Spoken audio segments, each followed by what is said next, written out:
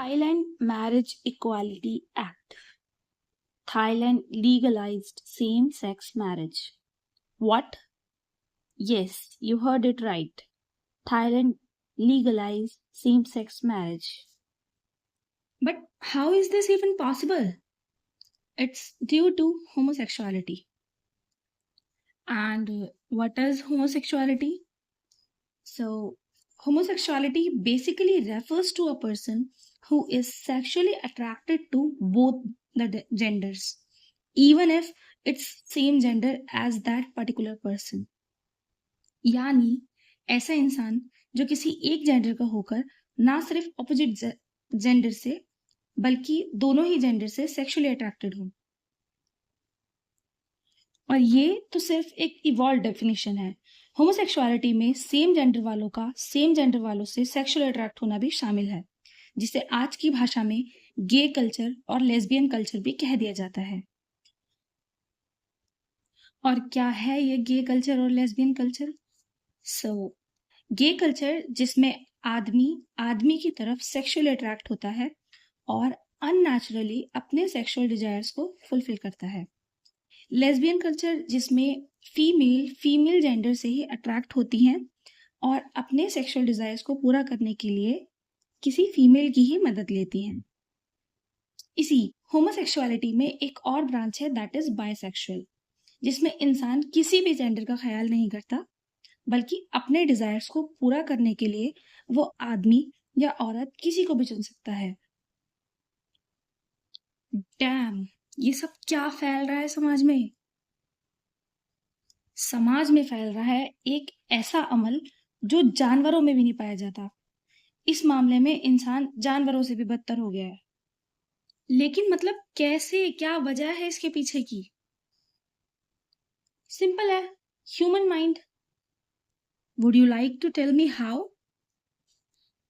देखो, हर उम्र में हमारे ब्रेन डेवलपमेंट के हिसाब से हमारे ब्रेन में और बॉडी में चेंजेस आते हैं, जिन्हें हम नॉर्मली हार्मोनल चेंजेस भी कह देते हैं। तो बिल्कुल शुरुआती दौर से लेकर चलते हैं। एक छोटा बच्चा जिसकी उम्र 2 से 12 साल के बीच की है, इन बच्चों में होमोसेक्सुअलिटी की बीमारी बहुत कम देखने को मिलती है। बीमारी? क्या ये कोई बीमारी है?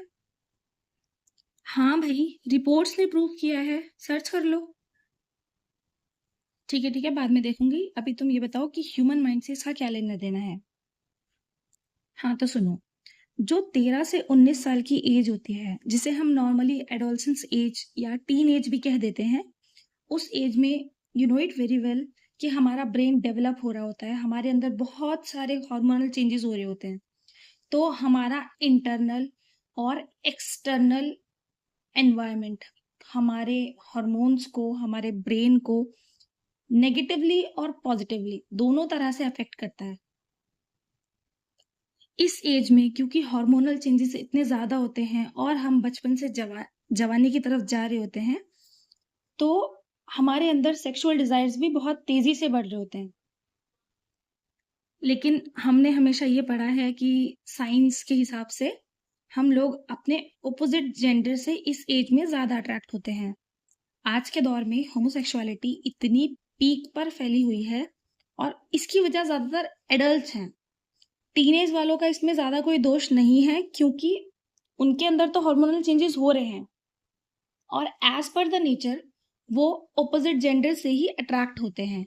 लेकिन क्योंकि एडल्ट्स ने अपने ब्रेन को प्रॉपरली डेवलप नहीं होने दिया और नेचुरल वे को ना चुनकर, नेचुरल फेनोमेनन को छोड़कर और दूसरी तरफ यानी सेम सेक्स वालों की तरफ अट्रैक्ट होना शुरू कर दिया एडल्ट्स ने। और यही बुराई टीनेजर्स देखते हैं, तो उनके ऊपर भी, उनके ब्रेन्स पर भी बहुत इसका नेगेटिव इफेक्ट पड़ता है। But still I would like to blame adults for this, क्योंकि टीनेजर्स पर कुछ हद तक उनके पेरेंट्स का प्रेशर होता है। वो अपनी जिंदगी के हर फैसले खुद नहीं कर सकते, बट एडल्ट्स वो अपनी जिंदगी के हर फैसले खुद करते हैं and they themselves decided to go with unnatural phenomenon. लेकिन भाई फिर भी ये एडल्ट्स में भी तो ये बात कहीं से आई होगी ना। एडल्ट्स में ये बात कहाँ से आई? अब जो तुमने ये सवाल पूछा है तो इसका जवाब तो एक स्पिरिचुअल मोड लेने वाला है। देखो, ब्रेन के बाद आता है हमारा नफ्स। तो होमोसेक्सुअलिटी का हमारे नफ्स से क्या लेना देना? लेना देना है। देखो, कुरान में साफ साफ लिखा है, शैतान इंसान का खुला हुआ दुश्मन है। शैतान हमारे नफ्स को भड़काता है, हमारे जहन में वसवसे डालता है, ख्यालात पैदा करता है। ये शैतान ही तो है जो हमारे नफ्स को हम पर हावी करता है, जो हमें सही और गलत की पहचान से रोके रखता है। और हमारे नफ्स को कंट्रोल करना हमारे लिए एक बहुत बड़ी आजमाइश है, क्योंकि जब नफ्स जोर मारता है तो इंसान सही और गलत में फैसला करने में बहुत परेशानी और बहुत नाकामी महसूस करता है। इंसान ये फैसला भी नहीं कर पाता कि कोई अननेचुरल चीज जो कि नेचर की उसूलों के खिलाफ है, उसके क्या कॉन्सिक्वेंसेस हो सकते हैं, या वो हमारे लिए किस तरीके से नुकसानदायक हो सकती है, या सोसाइटी पर या कम्युनिटी पर उसका क्या इफेक्ट पड़ेगा, इवन हमारे खुद के ऊपर उसका क्या इफेक्ट पड़ सकता है। सो यू आर सेइंग कि नॉट ओनली ह्यूमन ब्रेन बल्कि हमारा नफ्स भी इस बात पर जिम्मेदार है कि वो हमें नेचर के खिलाफ जाने पर मजबूर कर रहा है। यानी ये होमोसेक्सुअलिटी जैसी बीमारियों के लिए हमारा ब्रेन और हमारा नफ्स जिम्मेदार है। ना सिर्फ ब्रेन एंड नफ्स, हमारे साथ साथ शैतान भी इसके लिए बराबर जिम्मेदार है। कितनी अजीब सी बात है। जैसे जैसे दुनिया डेवलप हो रही है वैसे वैसे कैसी कैसी बुराइयां फैल रही हैं। नई से नई बातें सुन लो। नई बात? ये तो कोई नई बात नहीं है। हैं? ये कोई पुरानी बात है? ऑब्वियसली। क्या तुमने कौम लूत के बारे में नहीं सुना? नहीं बहन, बता दो। Okay, so let me tell you, homosexuality is not a new concept. इसके बारे में तो कुरान में भी जिक्र है। सबसे पहले ये बुराई कौम लूत में देखी गई। कौम लूत सदोम नाम के इलाके के पास आबाद थी, जो आज के फिलिस्तीन और जॉर्डन के आसपास का इलाका है, उससे मतलब थोड़ी सी दूर है। उनमें ये होमोसेक्सुअलिटी की बुराई बहुत आम थी, बहुत बहुत ज्यादा फैली हुई थी।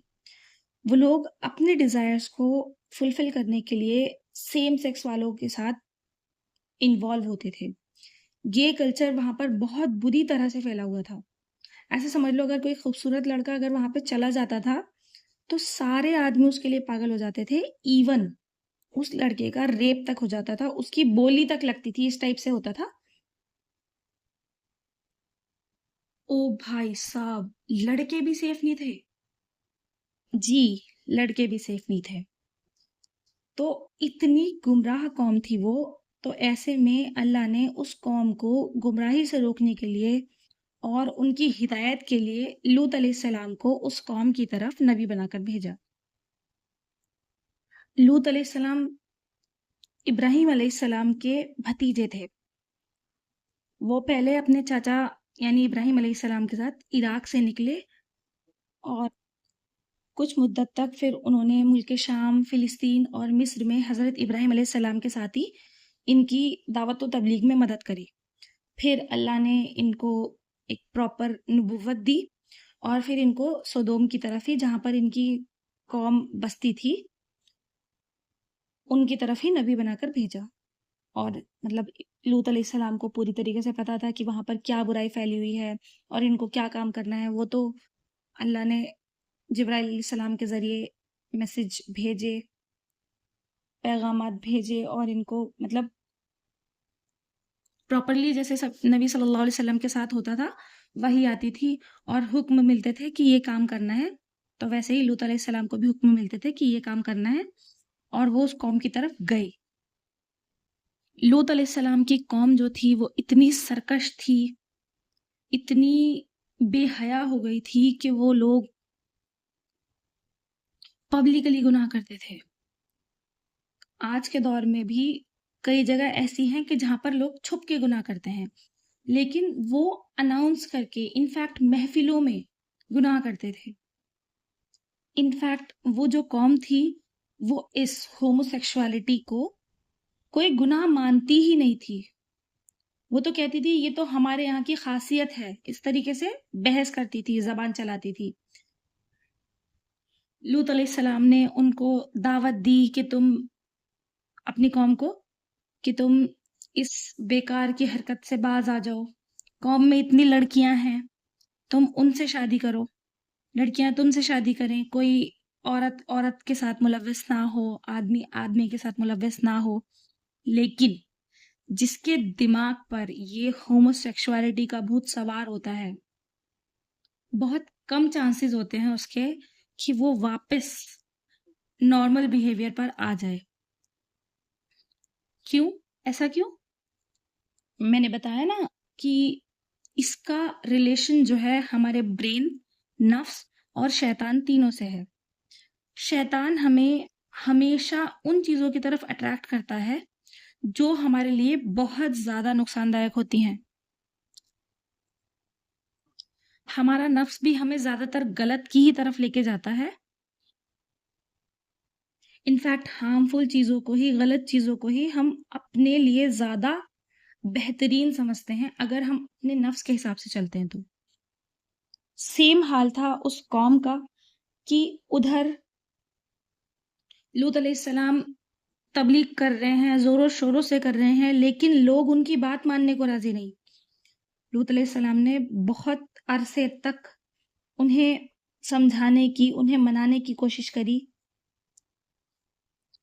लेकिन उन लोगों ने उनकी बात बिल्कुल भी नहीं मानी।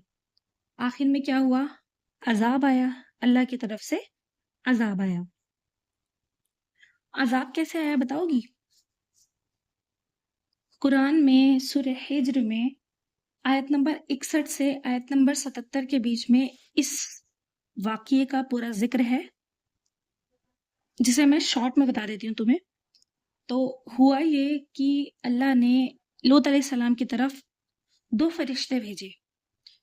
वो फरिश्ते अज़ाब के लिए आए थे उनकी कौम के ऊपर कि इन्हें एक बिल्कुल लास्ट चांस दिया जाएगा।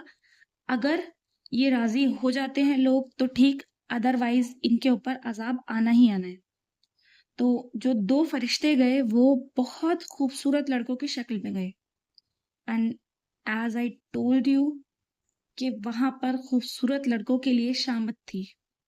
खूबसूरत लड़कों के जाते ही पूरी सोसाइटी पागल हो जाती थी, दीवानी हो जाती थी। तो वो जो फरिश्ते थे वो 2 खूबसूरत लड़कों की शक्ल में लूत अलैहिस्सलाम के घर पर पहुंचे। तो उन्हें देखकर वो एज ए मेहमान पहुंचे। तो लूत अलैहिस्सलाम को उस वक्त ये नहीं पता था कि वो फरिश्ते हैं। उन्हें लगा कि उनके घर पर कोई मेहमान आया है। तो लूत अलैहिस्सलाम इस बात पर बहुत परेशान हुए कि ये खूबसूरत लड़के हैं और अब तो मेरी कौम इनके साथ न जाने क्या क्या करेगी। तो वो इस बात पर परेशान हो ही रहे थे कि फरिश्तों ने उनको समझाया, उन्हें बताया कि हम अल्लाह की तरफ से भेजे हुए फरिश्ते हैं और आपकी कौम को एक आखिरी मौका देने के लिए आए हैं, और अगर ये नहीं मानते तो हम अल्लाह की तरफ से इनके ऊपर अजाब लेकर आए हैं। इतने में ही जो कौम थी, पूरी की पूरी कौम के इतने सारे लोग लूत अलैहिस्सलाम के घर को पूरी तरीके से घेर कर खड़े हो गए और आवाज़ें लगानी शुरू कर दी कि हमें पता है यहाँ पर बहुत खूबसूरत लड़के हैं, आप हमें उन्हें दे दो। तो इस पे लूत अलैहिस्सलाम ने उनसे बोला कि ये मेरे मेहमान हैं, तुम इनके साथ कुछ गलत ना करो। और इतने सारे लोग थे क्योंकि वो सबसे तो नहीं लड़ सकते थे, तो इसलिए उन्होंने बस रिक्वेस्ट ही करी कि ये मेरे मेहमान हैं, इनके ऊपर ऐसा जुल्म मत करो। बल्कि मैं तो कहता हूँ तुम लोग अपने आप के ऊपर भी ऐसा जुल्म मत करो। कौम में मेरी इतनी बेटियां हैं, बेटियां मतलब जो एक नबी होता है उनकी, उन्हें अबुल उम्मा कहा जाता है। अबुल उम्मा मतलब उम्मत का बाप। तो इस हिसाब से उन्होंने कहा कि कौम में मेरी इतनी बेटियां हैं, तुम आदमी उन मेरी बेटियों से यानी उन लड़कियों से शादी करो और अपना घर बसाओ नेचुरल तरीके से। लेकिन लोग तो सुनने को राजी ही नहीं थे। लोगों ने बोला कि या तो तुम हमें अपने मेहमान हमारे हवाले कर दो, और या फिर हम तुम्हारे घर के अंदर घुस जाएंगे और इनको अपने साथ ले जाएंगे। तो इस पर फरिश्तों ने लूत अलैहिस्सलाम से कहा कि आप सुबह तक अपनी फैमिली को लेकर यहाँ से चले जाएं, और जो अल्लाह ने हमसे अजाब बोला है वो हम इस कौम पर ले आएंगे। लेकिन आपकी बीवी, जो कि इन लोगों की हेल्पर है और आपके साथ गद्दारी कर रही है, वो भी इसी अजाब में शामिल होगी। कौम जो थी वो इतनी हावी हो चुकी थी कि लूत अलैहिस्सलाम के पास और कोई ऑप्शन ही नहीं बचा था। तो उन्होंने अपना जो भी सामान वगैरह था वो और अपनी फैमिली को लिया और वहां से चल दिए। उनकी वाइफ खुद ही उनके साथ जाने को राजी नहीं थी, तो वो भी उसी अजाब में शामिल हुई और गर्क हो गई। अजाब इतना खतरनाक आया था उस कौम पर कि उनकी कौम को उल्टा पलट दिया गया, यानी जमीन उल्टी हो गई अपने आप में। उनके ऊपर कंकरों की और पत्थरों की बारिश हुई। इतने ज्यादा अर्थक्वेक्स आए कि वहां पर कोई भी जिंदा नहीं बचा। इनफैक्ट रीसेंट रिसर्चेस में एक उर्दन नदी नाम से एक कोई नदी है, उसके अंदर पूरी एक प्रॉपर बस्ती होने के एविडेंस मिले हैं। ओ भाई साहब, तो ये है इसकी हिस्ट्री। लेकिन एक बात बताओ, फिर ये जब उस टाइम पे ही ये बीमारी खत्म हो गई थी, पूरी की पूरी बस्ती खत्म हो गई, तो फिर ये दोबारा कैसे फैली? मैंने बताया ना, शैतान इंसान का पीछा कभी भी नहीं छोड़ता। धीरे धीरे ये बीमारी लोगों में फिर से उभरने लगी। लेकिन शुरुआत में ऐसा होता था कि ये जो काम था ये समाज के डर से लोग चुपके चुपके करते थे। कि मान लो अगर कोई दो लोग सेम जेंडर वाले एक दूसरे को पसंद करने लगे, तो वो समाज से छुपकर, समाज से बिल्कुल अलग होकर रहते थे। लेकिन धीरे धीरे धीरे धीरे धीरे धीरे इनकी तादाद बढ़ने लगी। इनफैक्ट इतनी बढ़ गई कि न्यूयॉर्क में एक गे बार बना। Yes, you heard it right, gay bar. वहां पर सिर्फ गे लोग इकट्ठे होते थे, जो सिर्फ लड़के लड़के होते थे वहां पर, और वो गे होते थे यूजुअली। उसका नाम था स्टोन वॉल इन, स्टोन वॉल इन। तो ऐसा हुआ, वहां पर 28 जून 1969 को पुलिस की रेड पड़ी। तो पुलिस की रेड पड़ी इसलिए कि वहां पर ऐसा ना हो, गे कल्चर को फॉलो ना किया जाए और ये लोग मान जाए। लेकिन वो लोग तो आपे से बाहर हो गए। उन लोगों ने वहां पर राइट स्टार्ट कर दिए, लड़ाई दंगे स्टार्ट कर दिए, जिन्हें आज भी स्टोन वॉल राइट्स के नाम से जाना जाता है। पहले इन्हें सोसाइटी का डर था कि सोसाइटी क्या कहेगी, लेकिन अब सोसाइटी का डर भी खत्म।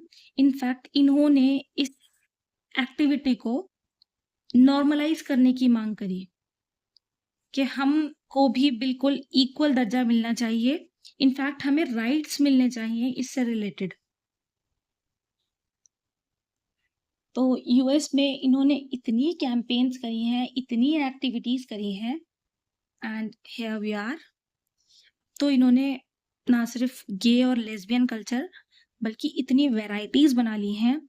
LGBTQAI plus plus plus plus plus plus plus plus plus मतलब अभी भी कोई नई ब्रांच बन सकती है। इतनी इन्होंने ब्रांचेस बना ली हैं। लेस्बियन, गे, बाइसेक्सुअल, ट्रांसजेंडर, क्वेयर, एसेक्सुअल, इंटरसेक्सुअल, भाई क्या क्या पता नहीं क्या क्या बना लिया है। इनफैक्ट इनको इतना नॉर्मलाइज कर दिया है, खासकर वेस्टर्न कंट्रीज ने, कि वहां पर सेम सेक्स मैरिजेस भी अलाउ हैं कई साल से।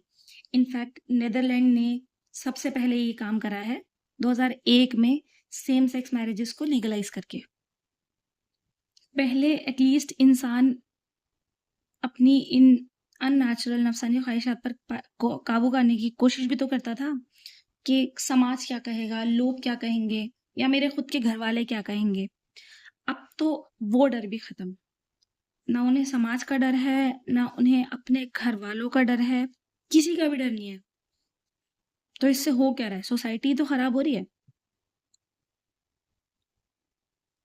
एक और स्केरी फैक्ट बताऊं, ये जो होमोसेक्सुअलिटी वाले लोग हैं, अब ये सिर्फ इस बात तक लिमिटेड नहीं रहे कि हमें अपने जेंडर से प्रॉब्लम है। इनफैक्ट अब इन्हें अपने ह्यूमन होने से भी प्रॉब्लम होने लगी है।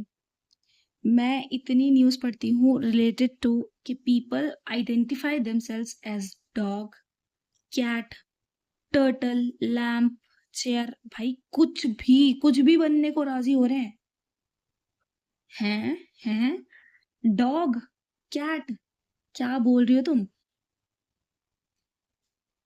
एक आदमी ने $20,000 खर्च करके अपने आप को प्रॉपरली एक डॉग की तरह दिखाने की कोशिश करी है, और उसने अपनी पता नहीं कितनी सर्जरीज कराई है। ऐसे ही मैंने एक लड़की के बारे में पढ़ा था कि उसने अपने फेस की और अपने बॉडी की इतनी ज्यादा सर्जरीज कराई है क्योंकि she wanted to be a cat and behave like a cat. एक औरत डॉग फूड खाती है क्योंकि उसे डॉग बनना था। एक औरत के बारे में मैंने पढ़ा कि she identify herself as a lamp, और वो कुछ नहीं करना चाहती, वो बस एक स्टिक के साथ खड़ी होना चाहती है, और मतलब सिर्फ लैंप बनना चाहती है वो। कुछ भी हो रहा है दिमाग को, और इसको गवर्नमेंट तक सपोर्ट कर रही है। एक औरत ने ट्रैफिक रोका हुआ था क्योंकि she identifies herself as turtle, और जब जो सबसे आगे वाली गाड़ी वाला था उसने ज्यादा हॉर्न बजाया तो शी जस्ट स्टेड है कि मैं थक गई और मैं तो टर्टल हूं और मैं नहीं जा रही कहीं पे भी। कुछ भी, मतलब क्या ही हो रहा है, I can't even tell you. ओ भाई, क्या फैला पड़ा है समाज में। मैं तो सुन के इतनी शॉक हूँ। पता है इसका कितना बुरा असर पड़ रहा है हमारे एनवायरनमेंट पे और नेचर पे, लाइफ पे। अब एक बात बताओ, सेम जेंडर वाले लोग अगर आपस में शादी कर लेंगे तो बच्चे होंगे कैसे? कैसे ये जनरेशन आगे बढ़ेगी? ये तो love is love, love is love कह के पीछा छुड़ा लेंगे अपना, और पूरे दुनिया के लोग पागल हुए जा रहे हैं, कुछ भी बनने को तैयार हो रहे हैं। नेचर को तो बिल्कुल इन्होंने रद्द कर दिया है कि हमने तो तुम्हारी बात सुननी नहीं है। अच्छा अच्छा अच्छा, अब याद आया मुझे। जो पिछले साल मैंने इतनी सारी न्यूज देखी थी, दिल्ली में एक परेड निकली थी, प्राइड परेड टाइप कुछ, उसमें लड़के लहंगा पहन के नाच रहे थे, एंड आई वाज लाइक ये हो क्या रहा है? यस यस यस, वही जो जून में मैंने बताया ना कि स्टोन वॉल इन राइट्स हुए थे, उसके बाद से यूएस प्रेसिडेंट बिल क्लिंटन ने जून को ऑफिशियली डिक्लेयर किया था एज अ प्राइड मंथ। हैं? पागल वागल है क्या वो बिल क्लिंटन? पागल नहीं है भाई, देखो वो पॉलिटिशियंस हैं, वो अपने वोट्स के लिए कुछ भी करेंगे। समाज में कुछ भी बुराई फैले, कुछ भी हो, उनको क्या मतलब? पॉलिटिशियंस को इस बात से कोई मतलब नहीं है कि समाज बिगड़ रहा है, बिगड़ता रहे। नेचर पर उसका क्या इफेक्ट पड़ रहा है, पड़ता रहे। इंसानों की लाइफ जा रही है, जाती रहे। उन्हें सिर्फ अपने वोट बैंक से मतलब है, उन्हें सिर्फ पावर में जमे रहने से मतलब है। तुम इंडिया का ही कॉन्स्टिट्यूशन का आर्टिकल 377 देख लो। उसमें अगर शॉर्ट में समझा जाए तो उसमें ऐसे है कि you can't marry the same sex people, but you can live with them, you can have a relationship with them, and as per my opinion this should be amended. क्योंकि मेरे हिसाब से तो ये एक दिमागी बीमारी है, और किसी भी दिमागी बीमारी को सपोर्ट करने के लिए उनके फेवर में कोई लॉ नहीं होना चाहिए। इनफैक्ट ऐसे लोगों का तो इलाज किया जाना चाहिए। अभी जैसे अगर हम एक अच्छी कंट्री का एग्जांपल लें जिन्होंने एक बहुत अच्छा स्टेप लिया है इस होमोसेक्सुअलिटी से रिलेटेड ही, होमोसेक्सुअलिटी से रिलेटेड ही, तो वो है युगांडा। तो युगांडा में एंटी होमोसेक्सुअलिटी बिल पास हुआ है मई 2023 में। तो उसमें ये था कि अगर किसी ने बोला कि मैं गे हूं तो उसे लाइफ इम्प्रिजनमेंट होगी। उन्होंने प्रॉपरली एक डिबेट करी है, उसमें ये साफ तौर से प्रूव किया है कि homosexuality is just a mental disorder, जिसे सही तरीके से ट्रीट किया जाना चाहिए। जिस किसी को भी ये मेंटल डिसऑर्डर है या तो उसका इलाज किया जाना चाहिए, और अगर वो जिद पे अड़ रहा है तो उन्होंने इसको क्रिमिनलाइज कर दी। मैक्सिमम सजा यही है कि उसे लाइफ इम्प्रिजनमेंट हो जाएगी। और अगर 2 लोग ऐसा कहते हैं तो बहुत फनी सी बात है, लेकिन भाई जज पता नहीं कौन से सिग्मा लेवल का जज था, तो उन्होंने ऐसे बोला कि अगर 2 सेम सेक्स वाले बोलते हैं कि we are in love with each other, तो उन्हें एक ही रूम में लाइफ इम्प्रिजनमेंट होगी, और उनकी सजा तब खत्म होगी जब उन दोनों में से कोई एक प्रेग्नेंट हो जाता है। How could be even this possible? तो इस पे क्या किया जाना चाहिए तुम्हारे हिसाब से? मतलब तुमने बोला ये मेंटल डिसऑर्डर है, तो इसको किस तरीके से सही किया जाना चाहिए? देखो, मुझे इतना नेक्स्ट लेवल तक तो नहीं पता कि इसको किस तरीके से सही किया जाना चाहिए, लेकिन अगर हम ग्राउंड लेवल पर इसकी शुरुआत करना चाहें तो सबसे पहले गवर्नमेंट को ये एक्शन लेना चाहिए कि सेम जेंडर वालों के रिलेशनशिप्स को भी मना किया जाए और एक लीगल स्टेप उठाया जाए इसके अगेंस्ट। सेकंड थिंग, हमें नॉन गवर्नमेंटल ऑर्गेनाइजेशंस के साथ कांटेक्ट में आना चाहिए जो होमोसेक्सुअलिटी को सपोर्ट नहीं करते, और गवर्नमेंट को भी स्टेप लेना चाहिए और इसकी इंटेंसिटी लेवल के हिसाब से काउंसलिंग सेशन फ्री में प्रोवाइड किए जाने चाहिए लोगों को, ताकि लोग इस बीमारी से बच सकें। और अगर स्पिरिचुअली समझें तो हमें अल्लाह से अपने आप को इस बीमारी से, इस गंदगी से बचाए रखने के लिए लगातार दुआएं करनी चाहिए, और ना सिर्फ अपने लिए, अपने फ्रेंड्स के लिए, अपनी सोसाइटी के लिए, अपने रिलेटिव्स के लिए भी सेम दुआ करनी चाहिए कि अल्लाह हमें भी बचाए और इन लोगों को भी इस गंदगी से, इस डिसऑर्डर से बचाए रखे। आमीन।